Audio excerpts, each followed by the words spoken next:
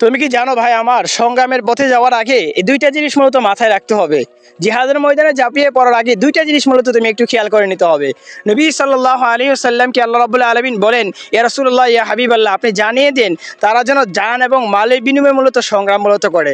তাহলে আপনি জান এবং মালের বিনিময়ে মূলত সংগ্রাম করতে হবে।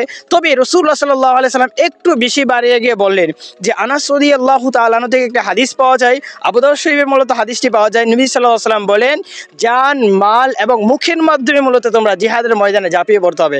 তার মানে আমরা বুঝতে পারলাম জান মাল এবং মুখের মাধ্যমে মূলত আমরা সংগ্রাম করতে হবে। তাই আসুন, আমাদের জান আছে যাদের, জানের মাধ্যমে মূলত আমরা সংগ্রাম করব, যাদের মাল আছে মালের মাধ্যমে মূলত আমরা সংগ্রাম করব, এবং যাদেরকে আল্লাহ সুবহানাহু ওয়া তাআলা জবান দিয়েছেন এই জবানের মাধ্যমে মূলত আমরা সংগ্রাম করব, জিহাদের ময়দানে মূলত আমরা ঝাঁপিয়ে যাব ইনশাআল্লাহ। যাদের মূলত এই তিনটা জিনিস থাকার পরে মূলত আমরা মূলত ফিরে চলে আসি, তাদেরকে রাসূলুল্লাহ সাল্লাল্লাহু আলাইহি ওয়াসাল্লাম বলেছেন মুনাফিক, আর মুনাফিকের স্থান কখনো জান্নাতে হবে না ইনশাআল্লাহ।